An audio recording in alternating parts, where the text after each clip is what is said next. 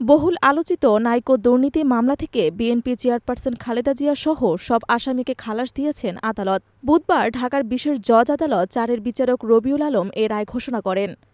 এর আগে গত ১৩ ফেব্রুয়ারি আসামিপক্ষের আত্মপক্ষ শুনানি ও যুক্তিতর্ক উপস্থাপন শেষে রায়ের জন্য আজকের দিন ধার্য করেন আদালত। এদিন মামলাটিতে আসামিদের আত্মপক্ষ সমর্থন, শুনানি ও যুক্তিতর্ক উপস্থাপনের জন্য দিন ধার্য ছিল। আসামিরা আত্মপক্ষ শুনানিতে নিজেদের নির্দোষ দাবি করেন। মামলার প্রধান আসামি খালেদা জিয়া চিকিৎসার জন্য দেশের বাইরে থাকায় আদালতে হাজির হতে পারেননি। তার পক্ষে অ্যাডভোকেট আমিনুল ইসলাম হাজিরা দিয়েছেন।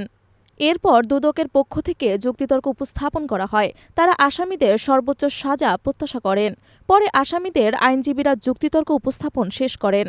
আসামিদের বিরুদ্ধে আনা অভিযোগ প্রমাণিত হয়নি জানিয়ে তারা খালাসের প্রার্থনা করেন। এর আগে গত ৫ ফেব্রুয়ারি মামলাটির সাক্ষ্য গ্রহণ শেষ হয়। মামলায় ৬৮ জন সাক্ষীর মধ্যে ৩৯ জনের সাক্ষ্য হয়েছে।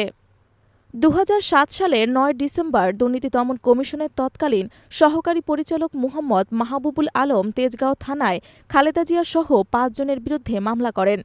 কানাডিয়ান প্রতিষ্ঠান নাইকোর সঙ্গে অস্বচ্ছ চুক্তির মাধ্যমে রাষ্ট্রের প্রায় ১৩,৭৭৭ কোটি টাকা আর্থিক ক্ষতিসাধনের অভিযোগ আনা হয় মামলায়। ২০১৮ সালের ৫ মে খালেদা জিয়াসহ ১১ জনের বিরুদ্ধে আদালতে এ মামলা চার্জশিট দাখিল করা হয়। আসামিদের মধ্যে ৩ জন মারা গেছেন।